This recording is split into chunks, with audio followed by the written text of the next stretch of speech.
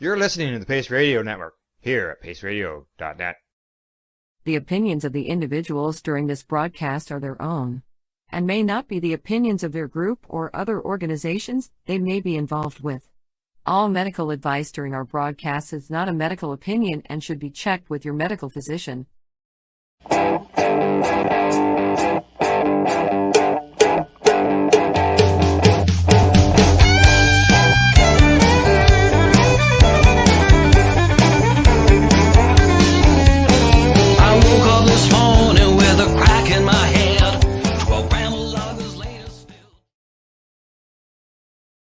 And welcome to the Pace Radio Show. We're live here at paceradio.net as well as cbgtv.com and their social media locations.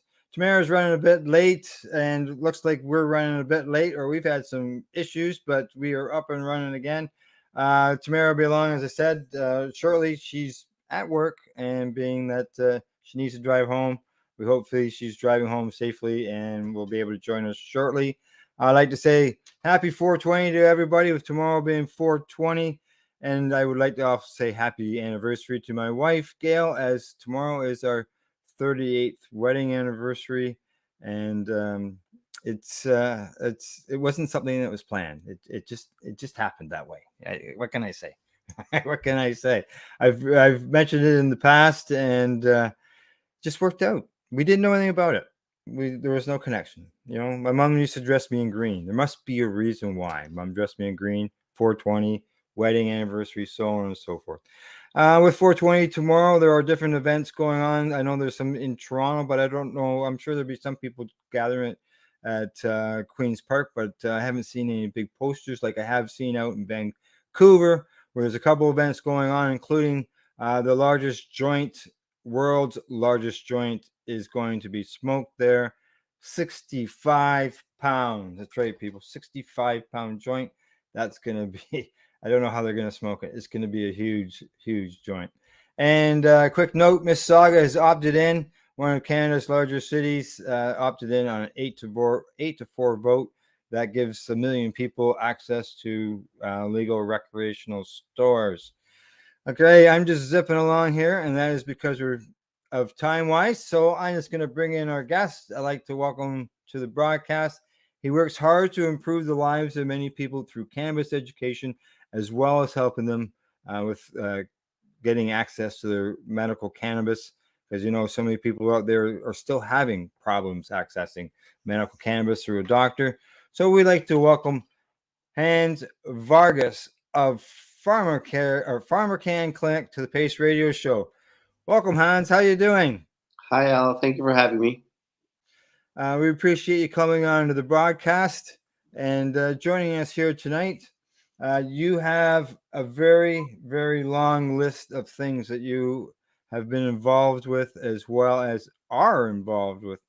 And I think we may have to have you back again, just because I don't think we're going to get it all covered, as I mentioned before. So why don't we get started here quickly, and you give us a bit of a rundown bio of yourself, and we'll just go from there. Yes, of course. The cannabis, I got involved in the cannabis industry because I became a patient myself, obtaining my prescription and then my permit to grow. The reasons why I was taking the cannabis was because I was getting addicted to opiates, sleeping pills, majorly because I have insomnia. The sleeping pill was really making me into a grouchy person in the morning, bad quality of life. So I decided to try the recommendations from some friends of mine that were using oils, because I have asthma, so I shouldn't smoke. So I tried the oils, and it made me sleep like a baby. And I woke up in a great mood, and then ready to go to the gym in the morning, you know, full of energy. And from that, hence, I opened up through my friends in Toronto, Pharma Can Clinic. Oh, nice. I'm upside down. You're upside down? There you go. You want to turn yourself sideways? Well, I'm trying, but my dang computer's not loading. That's why I'm on this, because my dang computer's being... That's right. We're both funky. having problems. We're both having problems. Are ya? Yeah, because I got home and I tried loading this thing up and it's not loading, and I'm like, I don't have time for this. I have to be on the air. As it is, I'm late because I had to work till 6. Hi, sorry about that. Yeah, we had problems getting started, but we're up and rolling. Hans Vargas, this is Tamara. Yeah. Hi, Hi, Tamara. Nice to meet you. nice to And meet you too. Hans has just given us a quick bio of himself, of some of the stuff that he's been doing, and I'm just about to ask him a question to do with the Supreme Court of Canada decision in Quebec, where they've sided with the provincial government and said that people in Quebec can't grow 4 recreational cannabis plants. And like, I never heard any politician say, that you can grow 4 cannabis plants if your province allows you. I only heard that we'd be able to grow them because it would be legal across the country. Well, that was the problem with them giving provincial jurisdiction on a federal law, quite That's, honestly. yeah, that was the big issue. But we all have to come to an agreement that the only reason why this was not allowed is because they want to monopolize the market, because they're allowed to sell their cannabis at the SQDCs, which is like the LCBOs in Ontario, and we're not allowed to grow our plants. It's like the craft beer man. He could make his own beer at home and drink it legally, because it is legal to go and purchase your beers at the grocery store or the liquor store. The same thing goes with the cannabis.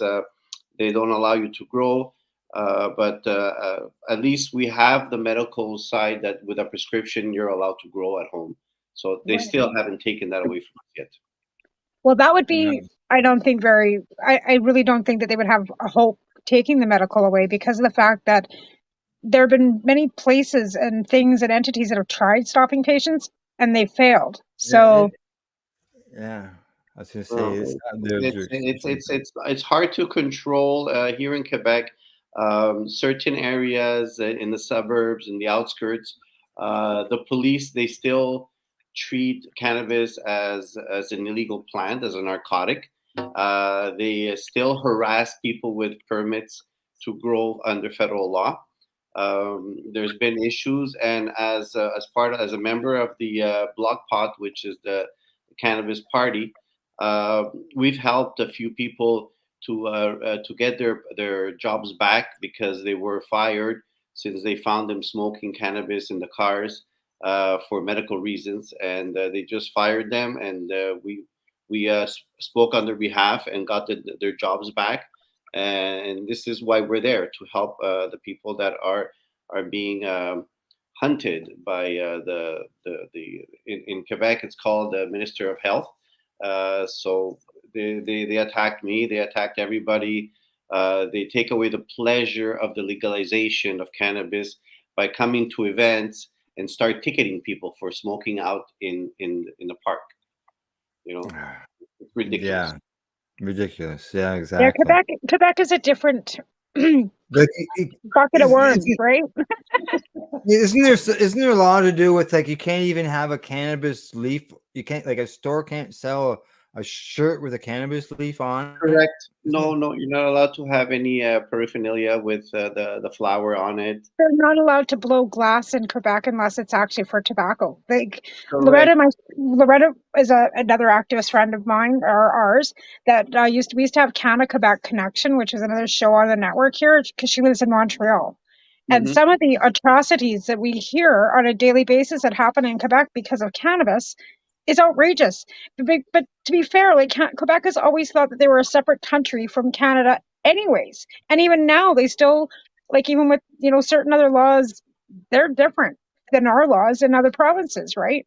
So because of the separatation of Quebec, I honestly believe that that's where the provincial government feels that they have the right to be separate from us and separate from our laws on federal level too.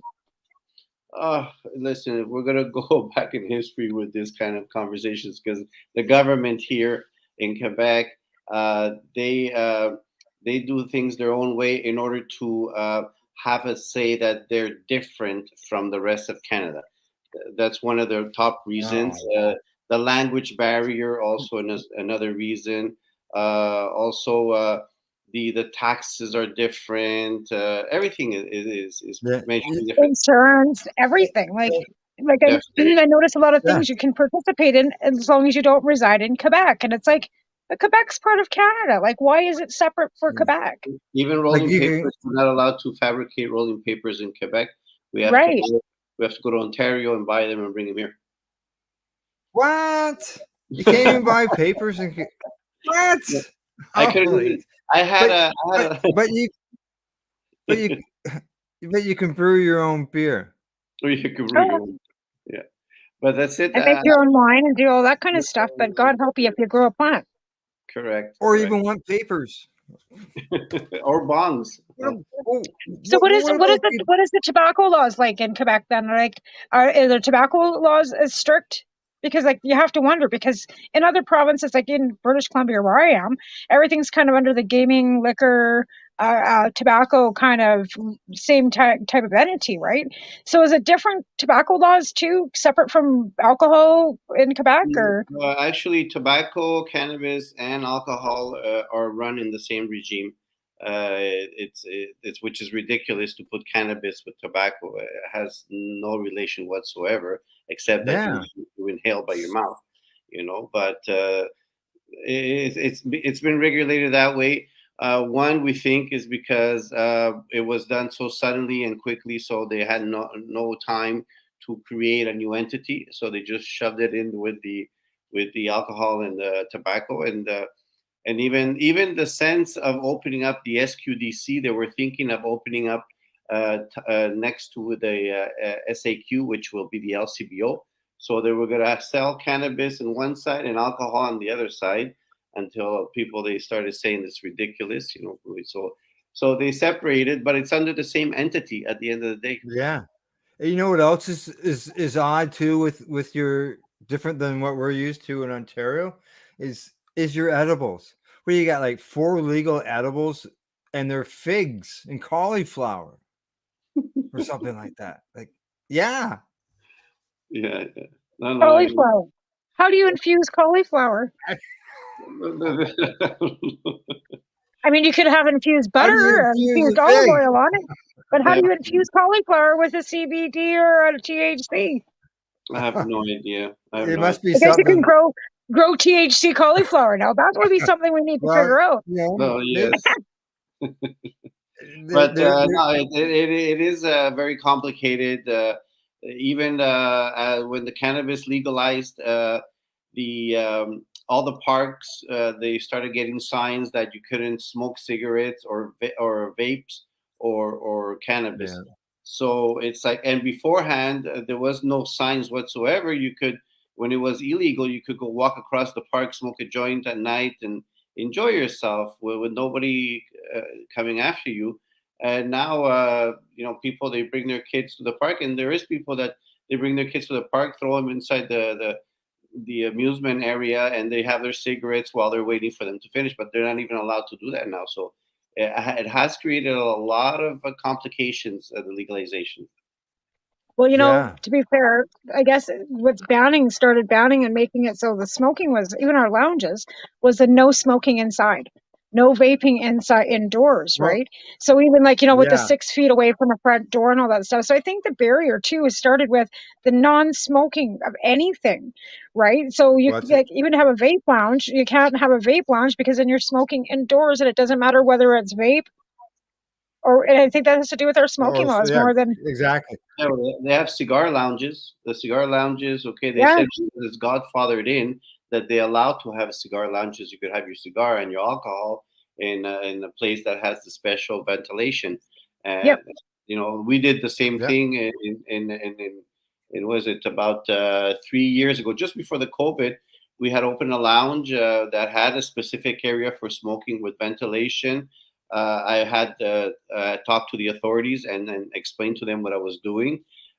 We said we were not selling any cannabis. We weren't selling any alcohol. We weren't selling tobacco. and we just make bubble teas and coffees and teas and hamburgers and poutines, which is the famous French fries But gravy. yes, of course. So we did that, and we got congratulated by the city of St. Rose. We got congratulated by the police authorities. They would come, okay, out of curiosity, just to see the place and to see the atmosphere. That there was no fighting, there was no aggressiveness. Everybody was in a peace and love. We had like PlayStations, Xboxes for them to play and enjoy themselves, and Yeah, everybody had to be of age. And they brought the SQDC, which is the government cannabis that was sold. They would buy it and bring it and smoke it there because they weren't allowed to smoke it at home. right. Yeah. Well, yeah, because there's places in Quebec you can't even smoke in your home, right? Like that's what I was told. You can't smoke in your apartment. You can't smoke, and you can't smoke on the street. So where the heck are you supposed to go to consume your cannabis? And as a medical patient too, like where does that leave medical patients in Quebec? Well, medical patients are allowed. Okay, What's the difference then? Though, like, why can't they differentiate between the two? Because cannabis is cannabis, right? No, I understand, because one of this when it goes to the medical division, it becomes federal, and then okay, they can contest it. You know, Right. when it's recreational, it's provincial. So then they can start making regulations. You know, and it is really complex. It's hard to follow sometimes. You know, and even when you go to concerts, at times they had the security checking if your cannabis was in the canister that was from the government stores. Oh, so like if you bought an ounce from the government store and you rolled joints, pre-rolled joints, you wouldn't have a government issued package. No, well, so there's no way to prove that. You have to leave it in the package and bring it with you. You have to leave it in the package. Yes, pre-roll them and stick them in. No, it's like you're over a lot of loopholes and a complicated thing. Something that was so peaceful and in the old times recreational has become something which we were trying to take out the stigmatism, and it's becoming more. There's more people, like pointing out their finger at us because we're lined up in a store that doesn't allow us to go in. We have to line up like a block away. Like you line up like long lineups, okay, to go and buy from the government. And the people they're complaining that the lineups are so big that we're blocking the entrance to the other stores. Why do you have lineups? Because you have to go in one at a time. Shut the hell up! Are you kidding me? Oh yeah. That sounds like a bread line. That sounds like a bread line. Like, here's your loaf of bread, you poor peasant. Like that's so humiliating. That's not even that's not right. It is humiliating, you know, and you see like, hey grandma, what are you doing in this line? You know? Right? Were you getting bread or you're getting pot? They're putting everybody on display. Well, I think that's what they want to do. They want to make sure that people are humiliated, so they try and deter them from using it. And in reality, it's a beneficial health thing, like preventative, and it's better. Like I would far rather see people smoking cannabis than cigarettes or drinking alcohol. So it's okay. That's one thing we noticed when we were in Montreal in 2014. They had that light festival going on, right? And there was booths where you could purchase liquor all over the streets, right? Yeah. But Remo had his bag of his cannabis and everything. They wanted to go through his bag, and he's like, "No, man." And then you got cannabis in here. And he's like, pulls out his big pink piece of paper. He's like, "I'm medical," but they wanted to like make it so that he could not go into the light festival because he had a bag with cannabis in it. And he's like, and he just kept walking, right? Because we're tourists and we're just gonna like pretend we didn't hear you, right? Yeah. But here we are, going over and we can get a hot chocolate with amarula in it, but don't you dare light that doobie in here. Correct. That's the and that problem. was before legalization. That was the convention, the Liberal convention in 2014, that the cannabis legalization policy was actually written up. Yes. Now we mentioned lounges a couple minutes ago. I don't know if you know this, Tamara, but Hands has been involved in lounges. Yes, I've seen that. Yeah. And lobbying to get lounges. is there? I guess what would be like the sort of the plan of attack? Like, if because I assume you guys have your smoking laws just like we do. Well, Um, well, no, actually, the lounge that we opened up was the first one in Quebec. Uh, we had no issues whatsoever because there was no complaints. The police department was okay with it. We had a permit for the municipality, but the province, okay, didn't issue these type of permits because they weren't available yet. So we just continued operating, with the permits that the municipality gave us until one day one of the inspectors for cigarette passed by to give us a document which specifies that people have to smoke at a distance from the door. But when the person came in, he saw we had a big glass display of all the rolling papers with the flavors. And he goes, "Are you selling these things?" I go, "No." I go, "This we give away to our patrons, so they could consume their cannabis." So then the guy, that's it. The fire alarm started with him in his head, and they started looking into us, and we were publicizing events, comedy shows for 420, and we had people from CBC Radio, CBC TV from Ontario. They were coming in, and they came and do shows. It was a beautiful comedy show, and they came that day thinking they would catch everybody with a joint in their mouth and to give tickets. And at the end of the day, they stayed there 3 hours. They stopped our show. They stayed there 3 hours. They brought in 10 police cars, 2 fire trucks, ambulance, the food inspector.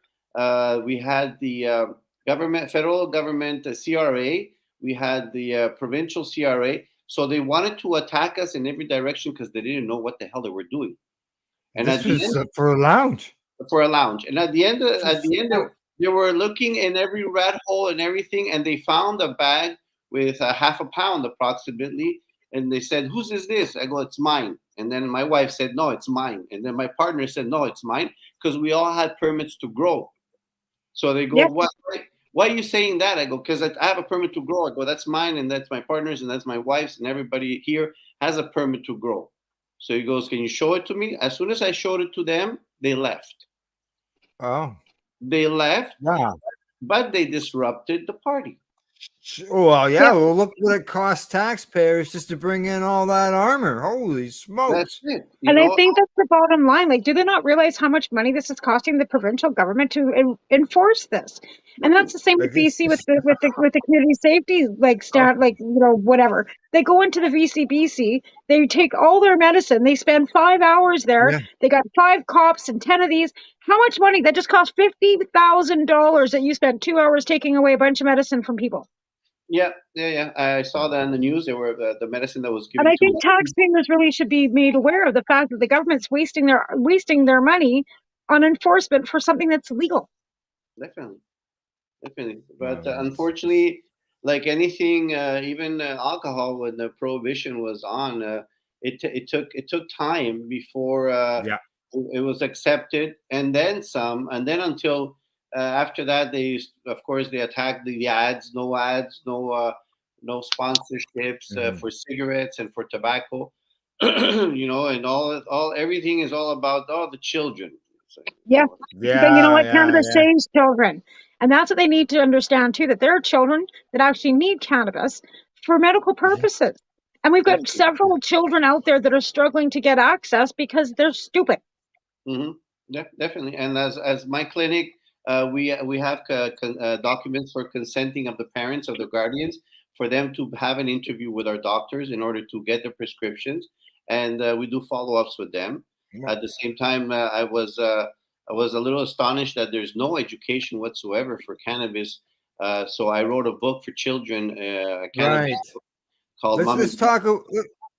Let's talk about your book for a few minutes, and then we'll take a break. And when we come back from the break, we'll get into the clinic end of things. No All problem, no right. problem. So I took it upon myself after I did my courses in McGill, what it was, all the bacterias and so on and so forth, the quality control of cannabis. And Yeah. I noticed that there was a lot of children getting intoxicated with edibles because one, there's no education, there's no guidelines.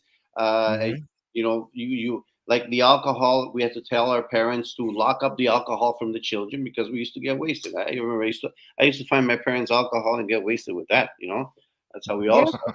Yep. You know? Same. And a liquor cabinet, adding water to the vodka Yeah. in there. I used to fill it Yeah, up. the wine. I used to put tea on the whiskey, you know, so I could fill it up a little.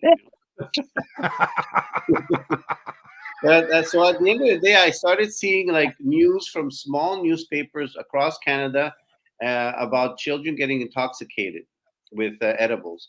And of course, the government kept in a hush hush because they didn't want to scandalize the legalization for medical cannabis. So they didn't put it out far and loud. And I decided to write a book for children. But the book I wrote it for children under 5. So they wouldn't be able to read it. It would have to be their parents that read it to them. And by the Mhm. parents reading it to them, you're educating the parents, which is the most important. Correct. Educate the There you parents go.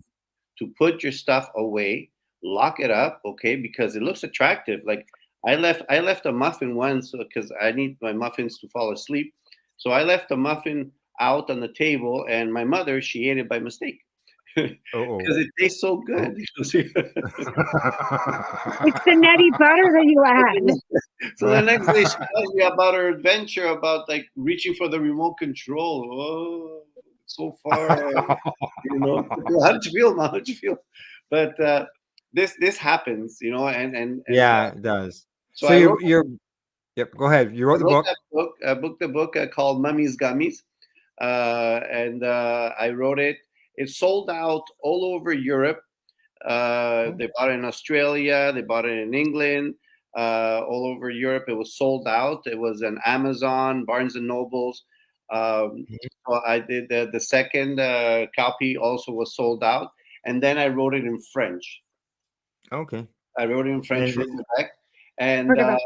it was like because I work with a lot of clinics, and they bought like a lot of books and started selling in their stores to the public, and it's sold good, you know. But my intentions actually is to write one more book, but instead of being the kids, it's going to be the animals because that's another issue, you know. dogs. My dog ate Well, the. we just had Yeah. that happen here in town. Somebody's dog apparently got into somebody's cannabis tent in their backyard, and they're blaming the cannabis on this $1,000 bill for the dog. And I'm like, that doesn't sound right, because usually my dogs have gotten a roach. They sleep it off. Yeah, it might take them a couple days to give it, get back to normal, but they aren't going to die from it, right? No, no, Nobody no. gets all worried about their poor dog and it's puking and oh my God, let the Well, damn thing sleep. It'll be fine.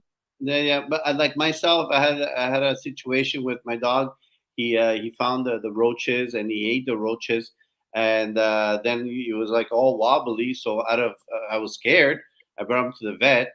It did cost me like $300 for him to sleep overnight in the cage. Yeah, You know, and I that's know. it. Just sleep Yeah, it and off. monitor 'em. You know, Yeah. but then Yeah. it happened again, and then I went on the YouTube and I found a way to avoid spending money with the doctor by having the dog throw up all Yeah. the stuff, and then I had one dog that actually ate 25 medicated haystacks.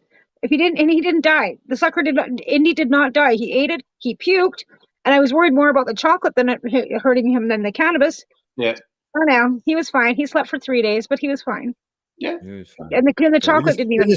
they just don't understand what's going on. That's that's I think people get scared because they think, oh my God, my dog's gonna die, because it does. It makes them wobbly. It makes them sleepy. It Mhm. makes them lethargic. It does totally, like, their eyes are wide and they're drooling a bit because they're stoned. yeah. Well, yeah, They're definitely. stoned out of their Oh yeah, faces, that's right? known. That's because That's right. there's a lack of education. Okay, Yeah. the legalization went so fast as there was no time to educate people on how to stop the THC levels, how to reduce the psychoactive feelings, and this is what I'm putting out there with the books. Good. Well, But it here's the thing: sounds like they do. the veterinarians were at every every cannabis legalization consultation. Veterinarians have educated themselves on cannabis. And if they say they haven't, they're lying. Same with medical doctors. And I'm finding this out now because I'm now working with a medical doctor out here. They are trained in CBDs. They are trained in cannabinoid therapy. And they are trained on our cannabinoid systems in our bodies. It's that the college and physicians don't want them to be able to use that access medicine because it's not pharmaceutical and there's no research for dosing. And I was told that straight up by my doctor, like this doctor that I have. Yeah. Correct. You're right. My cousin is a veterinarian, and he uses that because I'm from Peru. So in Peru, he gives CBD oil to the dogs after they get operated, and he goes, it works great. It's an anti-inflammatory. It allows the dog to have a better quality of day, and life also. But of course, well, this one's 15 years old, and she takes CBDs every day. Correct. I have the CBD cookies. They're so good for dogs. Yeah, but I got oily dog that I give my dogs, and she's 15, and she's in great health. Except she's got no teeth. Yeah. All right, you two. Time for us to take a break. When we return, Tamara and I will continue our discussion with our guest, Hans Vargas of PharmaCann Clinic. This is the Pace Radio Show. We're live here at paceradio.net and cbgtv.com. You're listening to the Pace Radio Network here at paceradio.net. Cannabis edibles are an effective way to manage pain and other ailments, especially when you deal with your trusted partner, Legacy 420, in Tyendinaga Mohawk territory. You see, we lab test every product on site to ensure proper dosage every time, which is critical when consuming cannabis edibles. All Legacy 420 edibles are made by our classically trained baker and chocolatier, and we also have super tasty vegan options. Our baker has been in the industry for 25 years. She's also a chocolatier. Everything from savory to sweet, your chocolate bars, brownies, butter tarts, you name it, we make it. Talk to our knowledgeable Cannatex about our incredible variety available. Give your trusted partners a call. Legacy 420 out on your road.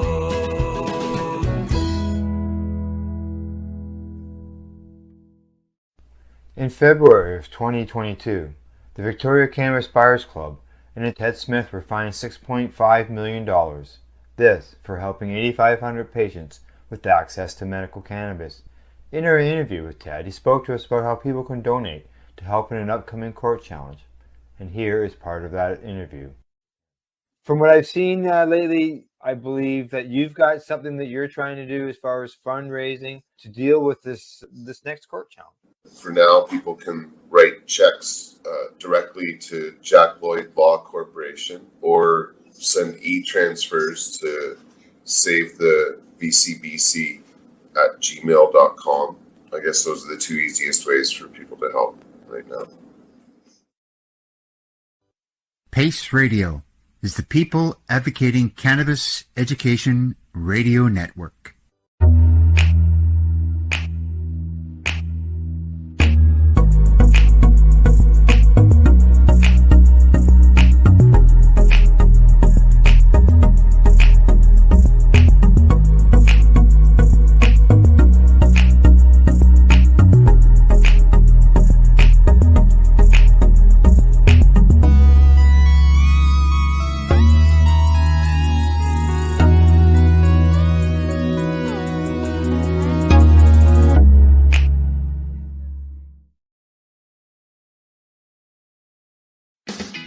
Enjoy the buzz of legalization with Campbellford Lifestyle Shop. From lights to plant nutrients, books, consumption accessories, and more, we've got all your basics to grow or consume cannabis. Visit our info center or take a look at our piercing services and body jewelry, now available in-store through Campbellford Lifestyle Shop, 17 Bridge Street West, Campbellford.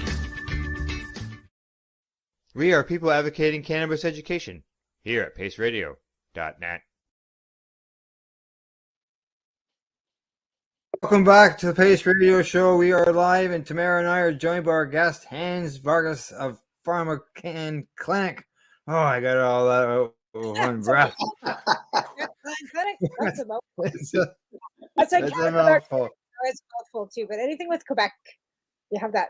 I love Montreal. I'm not gonna lie. I love Montreal. Okay, I got a quick question for you, Hans, Mhm. before we get into the clinic. Being that we were a little bit late getting started, can we hold you back for a few minutes after, like, instead of ending at 9:30? Can we hold you back to like 20 to 10 or something in there? No problem. No Okay, all problem. right. Just so I know for scheduling wise what I'm doing here when it comes to the commercials. All right. As you've mentioned, we've mentioned your Pharma Can clinic. Can you fill us in on what all you've got going on there and how you're helping patients? And I'll bring it into the screen here as well. Definitely. Pharmacan Clinic, like I said, I started as a patient myself. I used Ontario doctors because in Quebec, the Collège des Médecins de Québec, which is who controls the licenses for the doctors, does not allow Quebec doctors to prescribe. We started in the beginning of the legalization for medical to work with McGill University under a program that they were getting information to see what medication does with cannabis and the results and how many people they consume, what they consume. So we were like practically a data bank for them. But as soon as the legalization for recreational came into effect, the studies for medical purposes just dropped, and they even gave fines to a doctor that was working for us in Quebec because he was working for the study. It was horrendous, but that's how Quebec goes.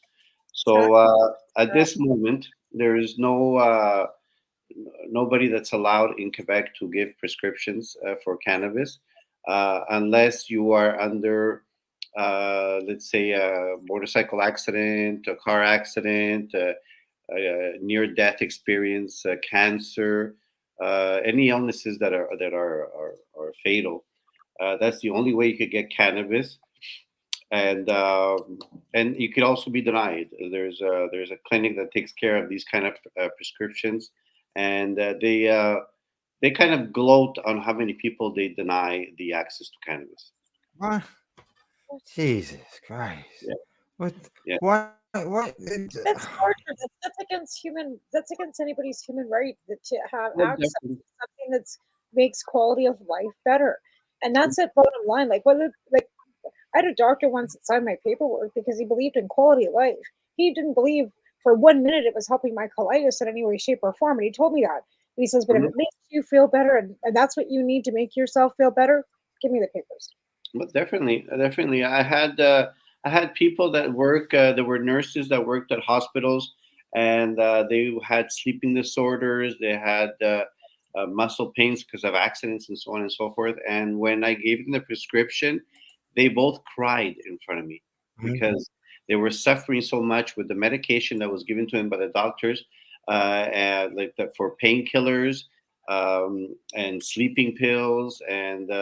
They would get different effects like stomach aches, headaches, nausea. It was horrendous for them, and they actually stopped taking the medication, and they would fall asleep because the body would just give up because the amount of pain they had. So they were living a horrible kind of life. And when the prescription was given to them, they were very, very happy. Well, yeah.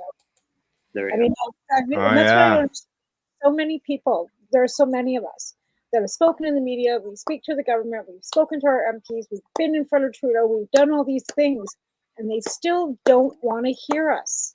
Mm-hmm. What does it take for them? What does it take for us to get through? Well, like I was explaining, because I'm a member of the Bloc Pot, which is a party that worked on the legalization of cannabis since 1998. So I was with our colleagues, and I was explaining to them because I ran for the marijuana party in 2021 for the federal elections. I was surprised at the amount of votes that I got because I was in the area of downtown Ville Marie, which is called in Montreal.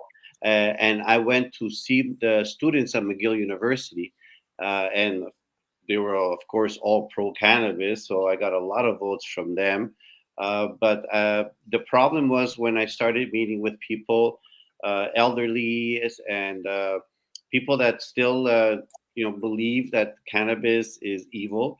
I got practically the door slammed in my face many times because I was under the marijuana party. They said we don't like drugs, and they slammed the door in my face. Wow. Uh, Yeah.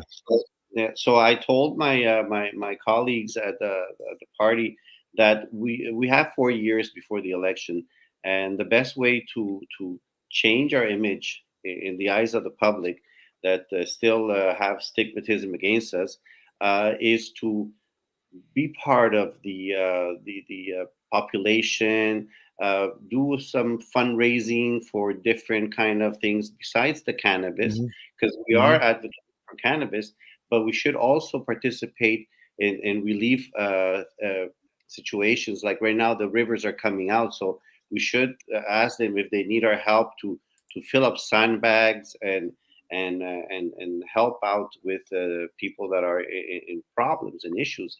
So Yeah.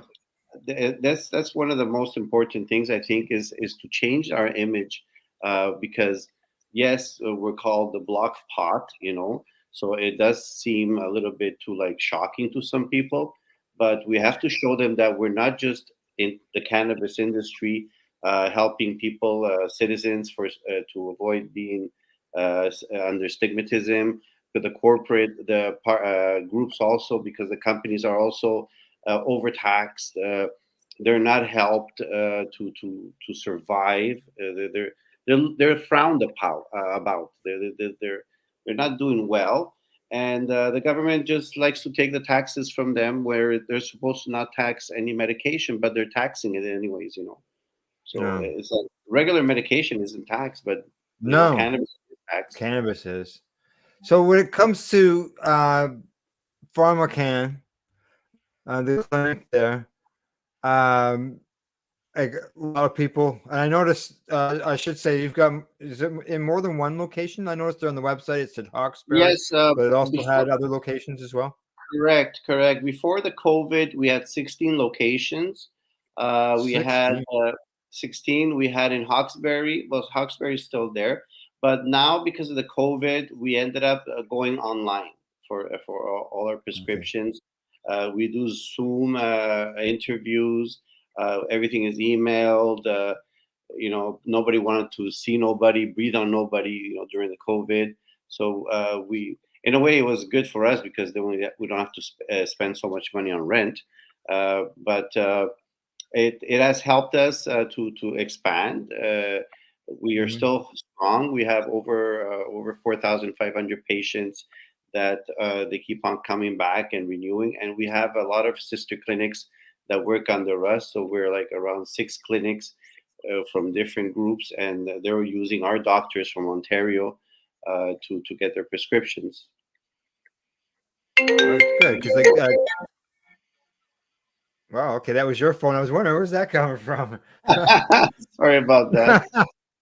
Yeah, we used to. Tamara was part of the Canadian Therapeutic Cannabis Partners, which was running a clinic at a Belleville until the business actually, it was within hydroponic business, and the people who were running the store retired. So, And now I've been able to locate a local doctor here in Cranbrook that's willing to, but because of the regulations with, money and signing for prescriptions, we have to figure out a way to help people and still be sustainable for her, right? To make it worth her time to right, do yeah. this. So, Well, definitely, So, it's something. There's a lot of people that have tried, and if you have too much overhead for the prescriptions, it's going to be difficult to survive.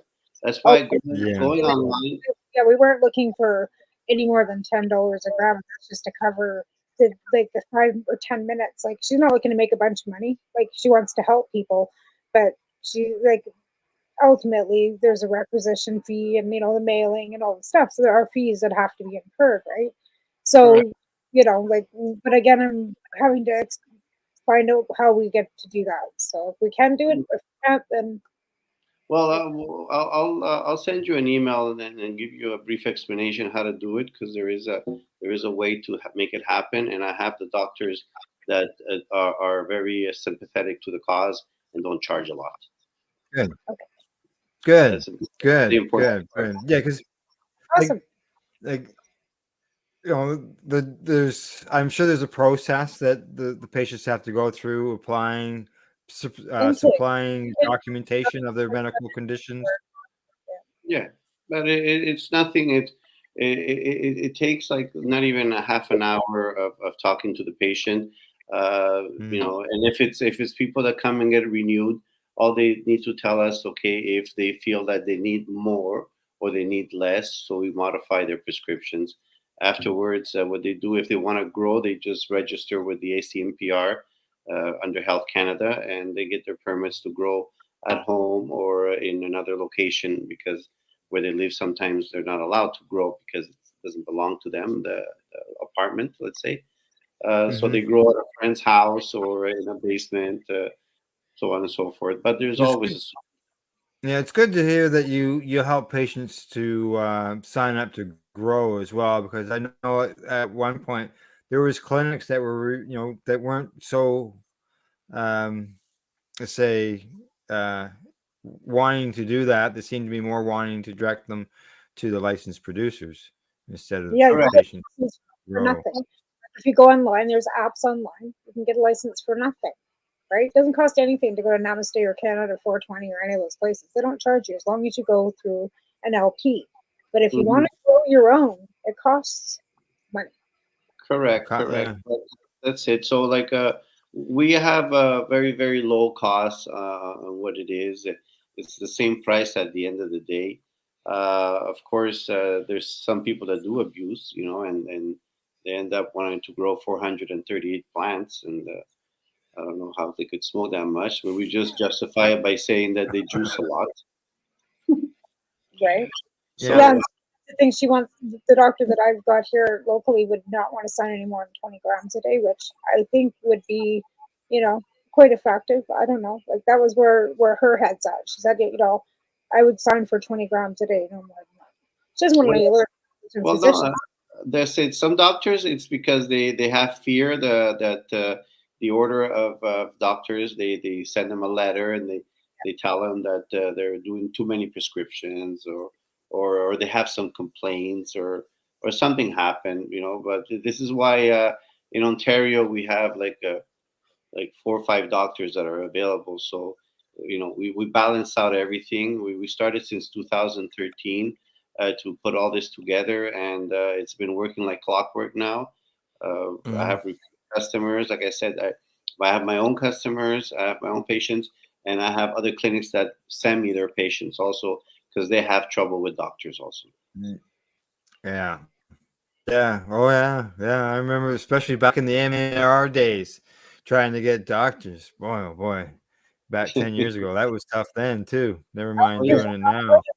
I flew in to Ontario from Alberta to get my license. Yeah. Definitely. I had a doctor in BC once, but he didn't last long. There was clinics in Vancouver. See, I'm not in Vancouver. I'm in the Rocky Mountains, so I'm 12 hours from the coast, right? Okay. But a lot of people too are like saying, "Why do we need a license? Like, what's the point?" I'm explaining to them that the government's ripping you off. A medical patient can grow 5 plants for 1 gram. That equals 1 gram. I said the government's not even allowing you to grow enough weed for 1 gram. Yeah, that's medical issue, right? And that's the thing. If you're medical, thinking those 4 plants are going to produce enough to help you, then you're not intaking enough cannabinoids. You're not getting what you need. You're not juicing it. You're not taking RSO. You're not using it properly, right? If you're just smoking it recreational, 4 plants, you bet. But if you're a medical patient, it needs more than that. And a lot of these people now are just, well, I got the 4 plants, I don't care. I'm like, okay, that's up to you, right? But that's like I said, a lack of education. You have to let people know exactly what it does, because there's a lot of people saying that the cannabis, they take it and it's the cure for their disease, but in reality, cannabis is not a cure. What it is, it's a supplement that helps you have a quality of life. So instead of taking bingo. Yeah, Instead that's of what I taking, say. that's it. Instead of taking pills like to take away the pain every day, you take your cannabis, which does not inflict in your stomach, doesn't give you a headache, doesn't give you ulcers, doesn't have bleeding gums or other things that the opiates they give you. You know. Yeah. Many people have, have had great success when, especially dealing with cancer and stuff like that with cannabis. But that doesn't always work for everybody.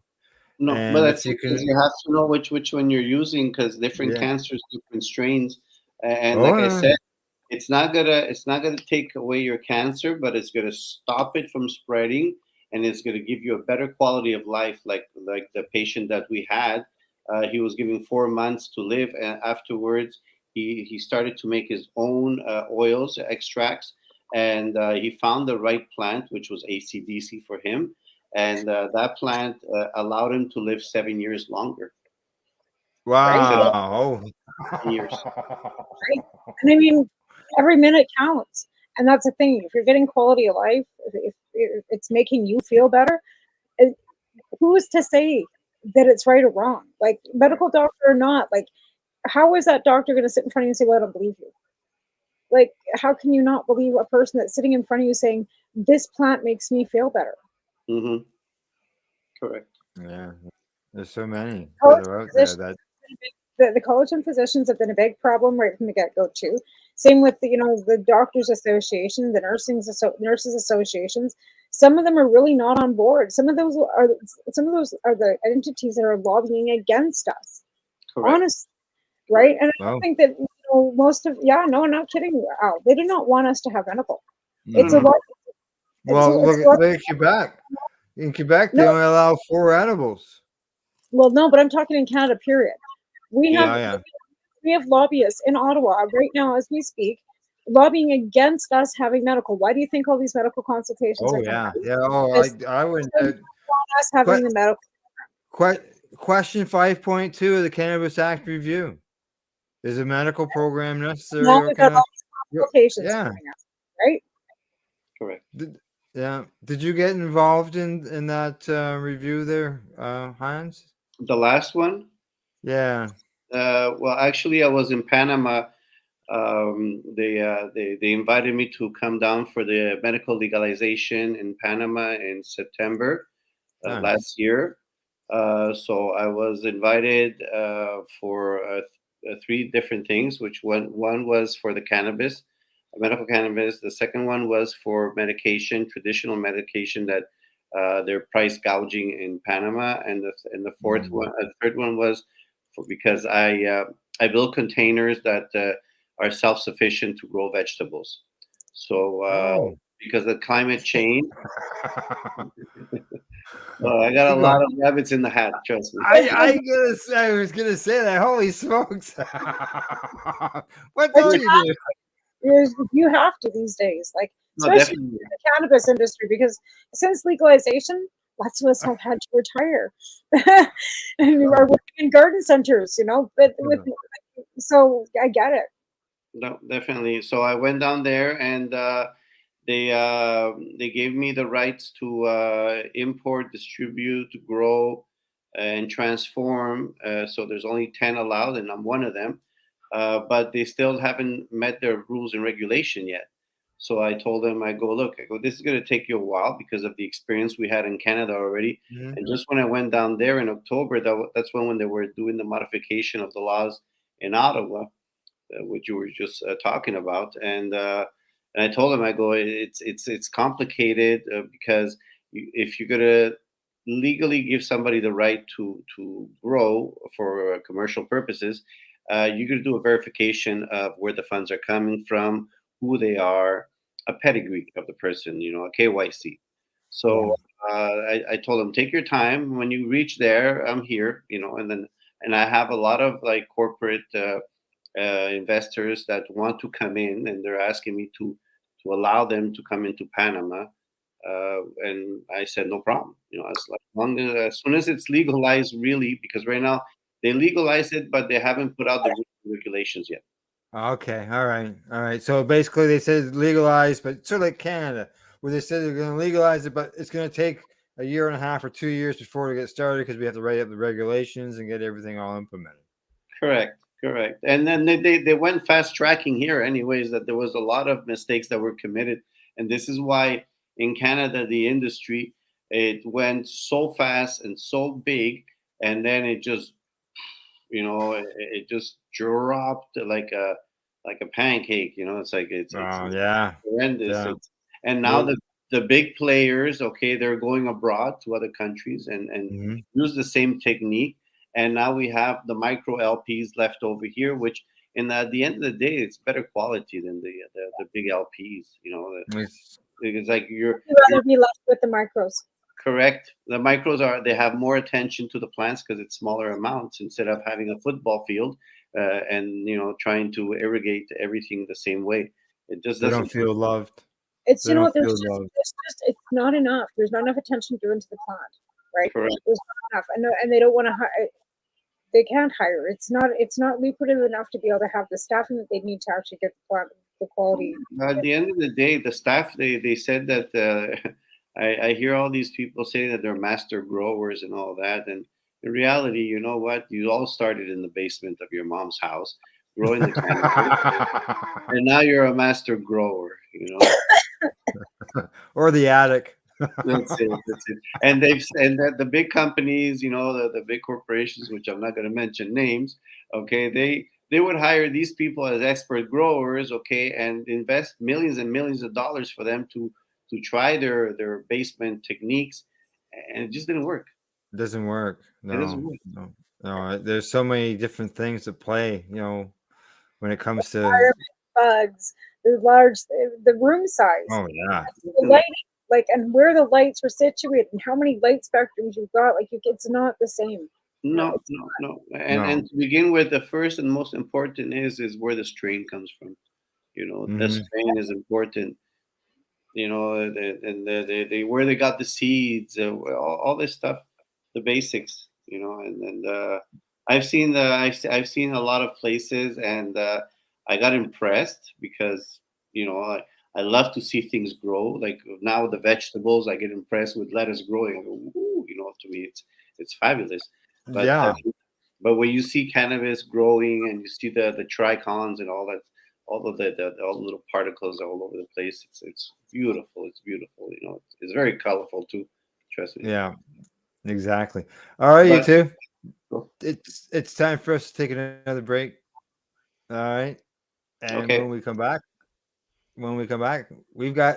we haven't even touched everything yet. We're just touching the tip of the iceberg on this guy. We got more coming up after the break. So when we return, we'll continue our discussion with Hans Vargas, Farmer Can Clinic. You're watching or listening to the Pace Radio Show here on Pace Radio Network. You're listening to the Pace Radio Network here at paceradio.net. When you think of the number of unique products developed in the fields, kitchens, and labs at Legacy 420, it's hard to think that one stands out above the rest. But tell that to the thousands of people who have tried this amazing breakthrough product. This is our Sacred Salve. This is actually our extra strength. It comes in 5 different strengths. It's all natural, all organic. It typically works within 10 to 15 minutes of putting it on. It's good for arthritis, it's good for inflammation, any kind of pain. We're very proud of it. Sacred Salve, so easy to apply, along with soothing relief. To select a strength that's right for you, come in and talk to your trusted partner. Legacy 420 out on your road.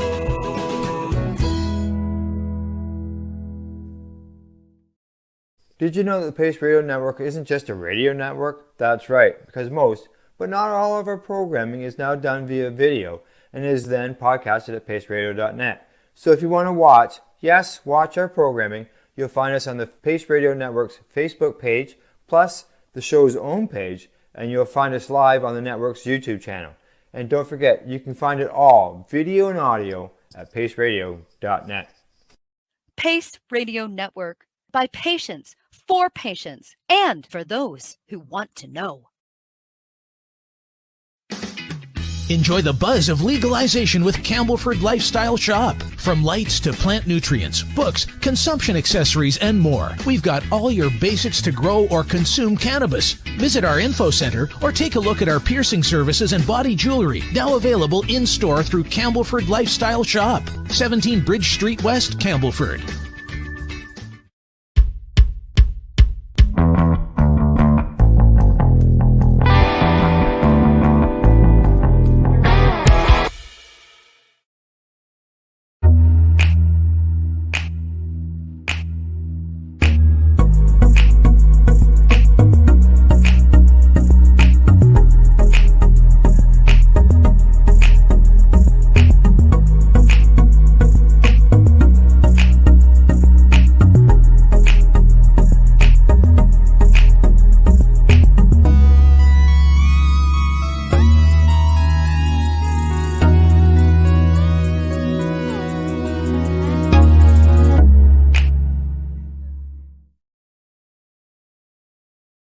Are you a cannabis content creator?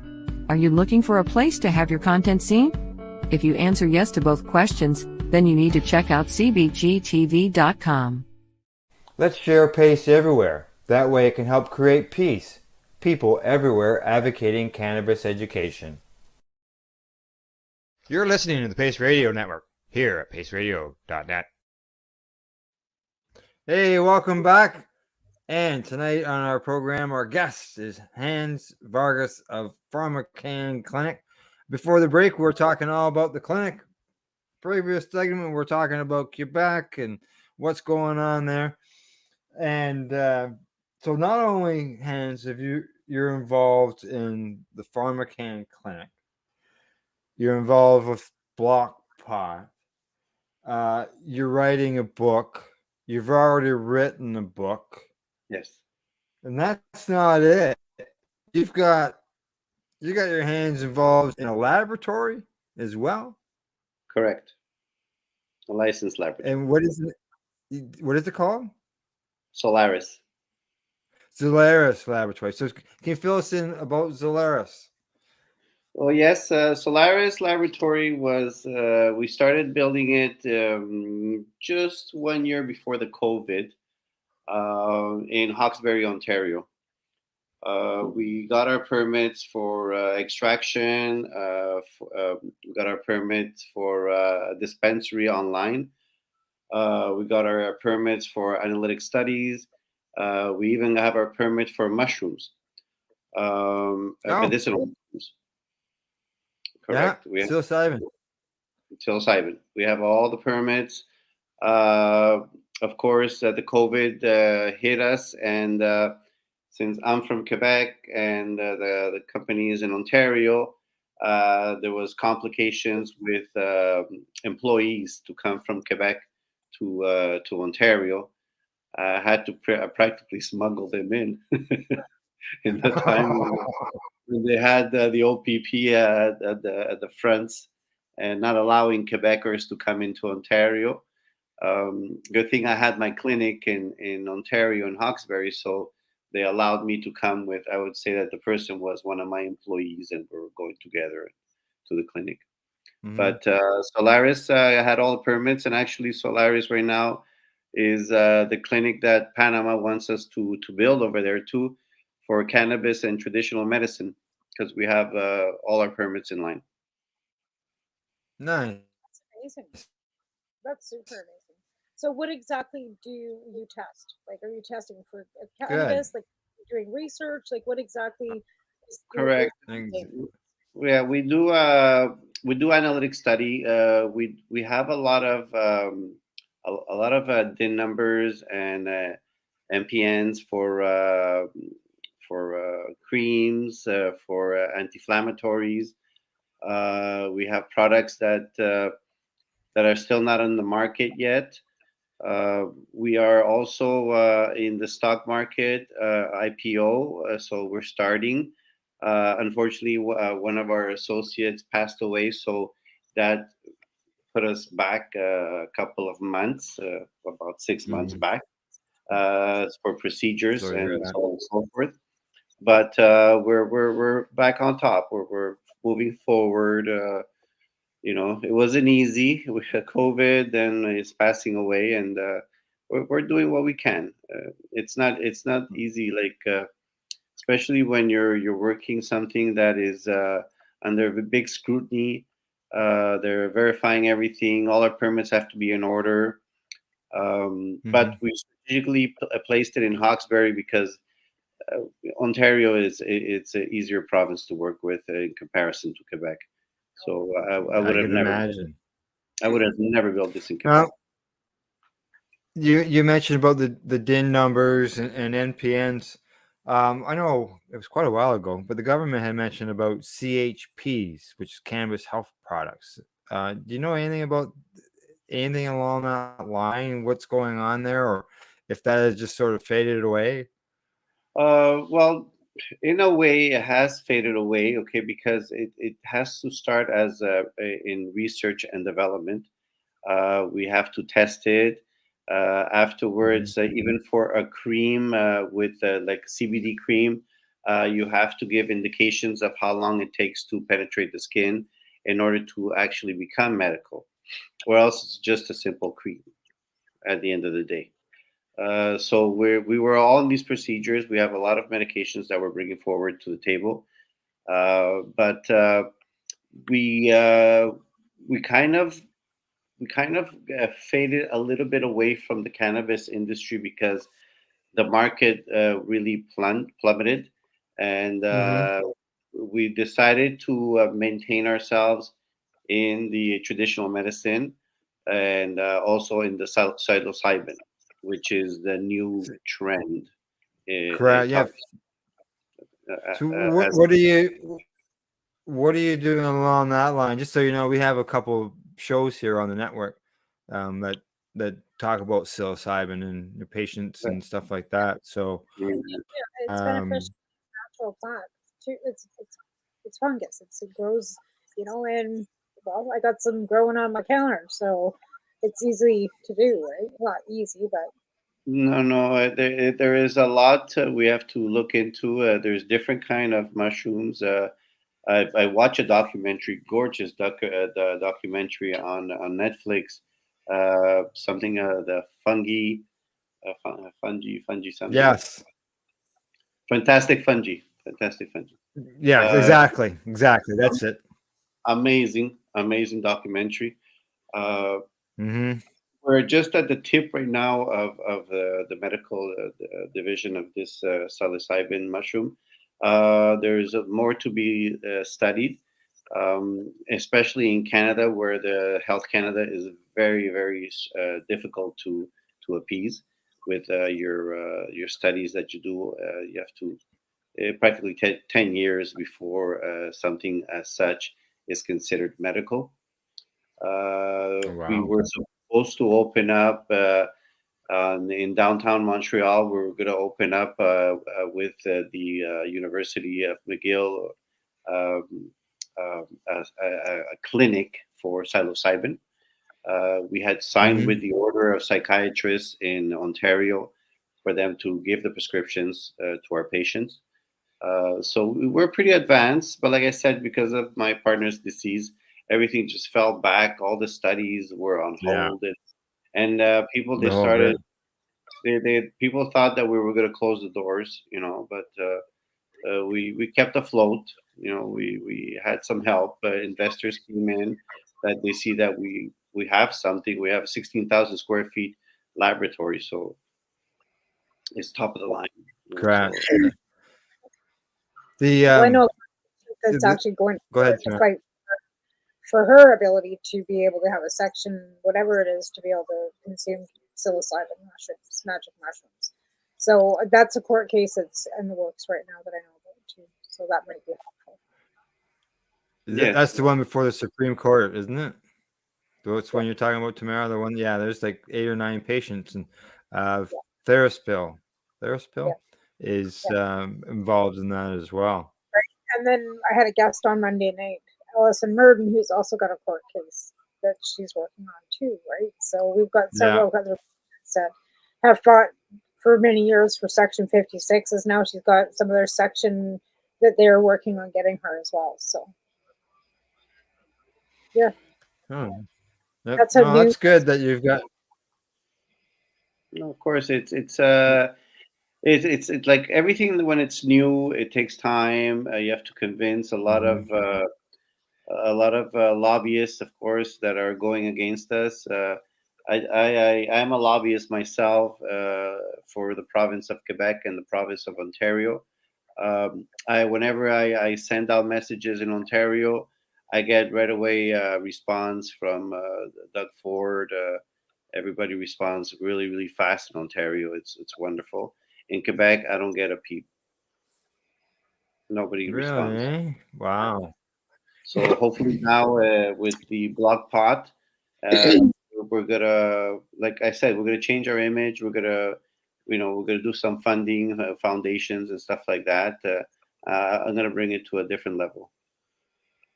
Yeah, because when you get involved in the community, people get to see who you are as people or as a business, whatever, instead of just being against the cannabis end of things. But when people know who you are and what you're about, and that you're really good people, like I know when I got involved in all this and I went public, I was so happy that I had a sort of like a bit of a known name in the community because I was involved in sports, coaching soccer and coaching baseball, coaching minor hockey, so people knew who I was. So when I came out, it wasn't so bad, right? Yeah. And No, definitely. so many people have to deal with that. No, of course. It's not easy. It's not easy at all. People. There's still people that don't believe in the cannabis. Still people that look at it like they frown upon it by stating that the person that smokes is a loser. Has been from our grandparents, from the way back, and they would tell us if you smoke, you're not going to go to school. You're going to lose all your friends. You're gonna be alone for the rest of your life, kind of, So. Yeah. But I'm glad that things are changing. But like, yes, in the Still old more. times, in the old times when it wasn't legalized, we had to do walks and we had to make big parties on the mountains and protest by smoking a joint. But That's right. now we don't need to do that. Now we need to show them that we are part of society, that we could function even though we smoked a joint, and we could work. We don't have to be picked on by our superiors saying if you smoke marijuana, you can't work in this company anymore. It's like, this is my medical prescription, and it tells me Yeah. because I have different illnesses. That I don't want to take medication for, and so on and so forth. Yeah. That's absolutely right, though. Like, we have to show that we're hardworking, normal, just like everybody else. Stigma has to come off. And you're right. Like, I agree. Being called a stoner really is not appealing to me anymore. No, I don't really like it. No, I'm a hardworking, mom, and I don't want to be called a stoner. Yeah, well, that's it. Somebody has a glass of wine, I smoke a joint. Yeah. At the end of the day, after a hard work of day, I did all my numbers. I did everything I had to do. I come home, I eat with my kids and my family. Everybody goes to sleep. I roll myself a joint and I smoke it, and then that's it. I feel calm. The anxiety goes away. I feel happy, calm, collective. And then my day starts again in the morning because I need my joint to go to sleep. Because either that or I take my oils, whichever. If my asthma is not acting up, because I like the taste of it, but regardless, sometimes I have to just take 2 tokes and that's enough for me because yeah. Well, that was one of the things that I was taught early on, was that cannabis smoke can open the bronchial tubes. Yeah. They used to prescribe tobacco for asthma. Yeah. Before all the formaldehyde and all the carbon monoxide, before they started adding all that crap. Tobacco in its raw is a natural plant too, right? It's a sacred plant to the people of Canada.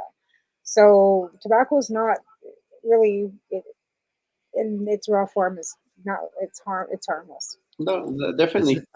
At the lounges, actually, we used to have natural tobacco for people that wanted to mix with their hash, or because there's people that don't want to touch the commercial tobacco, but if you have natural tobacco, they would apply it, and I remember doing that.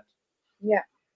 Yeah, exactly. It's all the additives into the tobacco that's doing the damage versus the plant itself. Yeah, and that's why we were so worried Exactly. about government legalization, the government getting their fingers in the cannabis, and what were they going to add to the cannabis, and what were they going to do? But in hindsight, they don't want pesticides. They're trying to regulate. I have a friend that works at a licensed producer in Quebec, and she said that they're under surveillance all the time. She said Health Canada's down their throat all the time. They're always there. So it's like, really? But they're testing and checking for pesticides and toxins all the time. That is all due to there's been a couple of rotten apples. Like, we're not gonna hide the fact that they. I remember there was one company out in Manitoba that was Bonify. They wanted to buy PharmaCann, and they came to Montreal to a big party with Snoop Dogg and the whole thing with Namaste and all that, and they were caught because they were bleeding, and they had their installations built and all that, but of course not everybody understands that to grow a plant it takes time. You think you open a company that you already have cannabis. It doesn't work that way. You have to grow the plant, you have to get it tested. After that, if it's tested, then you're allowed to grow the plants like they should be grown, and then after that you could sell to your patients that you have to register, and so on and so forth. It's a big loopholes you have to jump over, and they were impatient.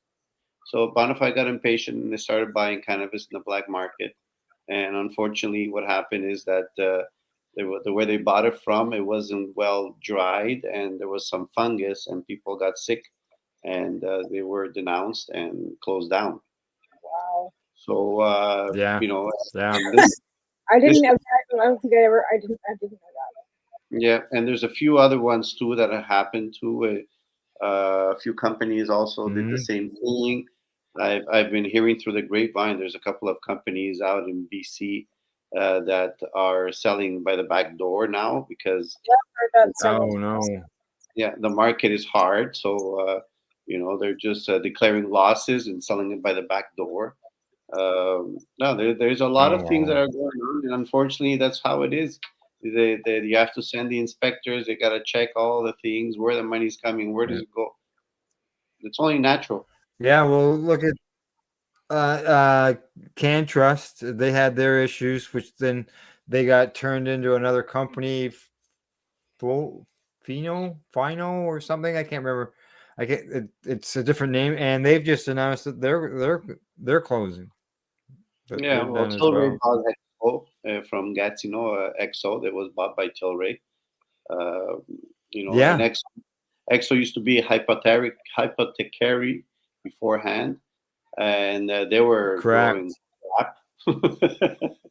They were growing. Yeah, crap, actually, I'm about 45 minutes away from an old Hexo beverage plant in Belleville, which is obviously no more. So yeah, exactly. All right, well, we're getting pretty close there. We should get. You got any more questions, Tamara, that you want to throw at hands? Well, it's just interesting, the whole connection with Panama, or and the vegetable walks. That's interesting to me too. So you're growing vegetables too as well, because I work at a garden center, so vegetables are I grow cannabis too. So anything that's growing is kind of interesting. It's a self-sustained container where you could grow also cannabis inside. Yeah, that would be for 4 plants. That would be probably ideal, right? And it guarantees you your crops, because right now with the climate changes, where the farmers are losing a lot of crops. The prices are numerous, and the amount of work they have to put into the fields of 2-3 acres, which in a container only needs one person that works 15 hours a day. Right. That's right. Did you say 16 hours a day? 15 hours a day. Yeah. Yeah, yeah. And you don't have That's to, cool. you Yeah. don't So, have to use and then it's all self-contained. self-contained, correct, and recycling water. So you use 90% less water than you would do in 2-3 acres of land. So you got So this water system all. is this like a Wow. sea can? We're talking a sea can, right? Like, are you talking like a big like sea can size? How many? What is 40 it? foot 40-foot container. Right, right. 40 That's foot. interesting. Yeah. That's Yeah, I'll yeah, send you. I'll Wow. send you some nice 3D renditions of the place. We also put solar energy in order to make it self-sufficient, so you could put it in any place you want. oh, that's amazing. Wow. Nice. That's really amazing, right? Nice. Yeah, what's going on? 320 square. Is it? Yeah. Yeah. Yeah. Nice. I haven't heard of anybody doing that. Like I've seen it in a transport truck. And that was back at the Treating Yourself Expo. They brought the transport truck right into the expo and put it right on the floor, and people could walk through the trailer. Yeah, And it was all self-contained in the trailer. definitely. So, Definitely. all right. Shout out time. Hands, person, place, thing, website. Let everybody know where they can find your different companies and so on and so forth. Definitely. For anybody that needs their prescriptions renewed or new prescriptions, just go on pharmacanclinic.com.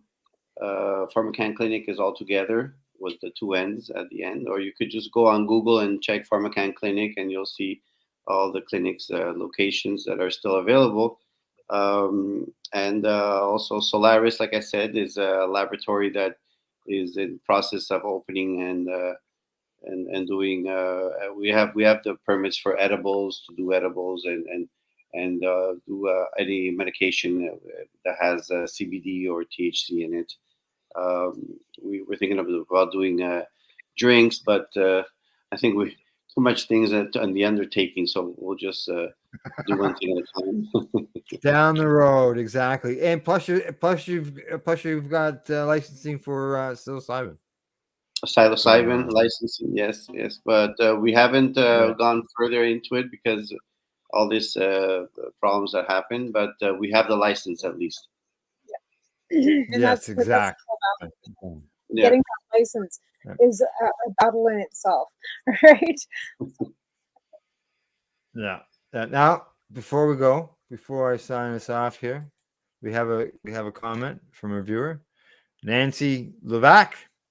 Beautiful interview, she says. That's my wife. I don't know if you know Nancy. Is that your Nancy? Oh, is that your wife? Okay. My wife. Yes. Hello. Well, thanks for coming. It was very well, informative, and appreciate, taking the time with us and, explaining. My pleasure. Yeah. My pleasure. Yeah. Sorry about the beginning. I don't know what happened at the beginning there, but we got things covered. We got you in here for an hour and a half, and we should get going because that next broadcast is coming on. All right. Okay. Other than that, we'll be back next Wednesday. Tamara and I are doing something a little bit different next week. We are being involved in going to visit some people in Ottawa at Health Canada, talking about patients and things. So next week we are going to go without a guest, and we're hoping to hear from patients and hear what they want to say to Health Canada and what kind of message that we can pass on to them. So we're hoping doing it like a call-in show, but it'd be a video-in show, really, is what we're looking at doing. So see what happens. Other than that, thanks to our sponsors, legacy420.com, the Camel Food Lifestyle Shop. A big thank you to our guest, Hans Vargas of Pharmacan Clinic, and to my joint host, Tamara Cartwright, plus to you, our watchers and viewers, for Happy sticking us 420 out here. tomorrow. Keep coming back. Your That's dealer right. day. Happy 420. Happy 420. Thank you. Bye-bye. And good night. Good night. Uh-oh, it moved. My screen moved.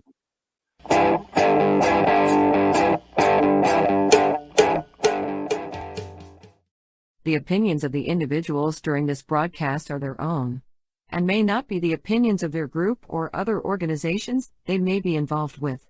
All medical advice during our broadcast is not a medical opinion and should be checked with your medical physician. You're listening to the Pace Radio Network here at paceradio.net.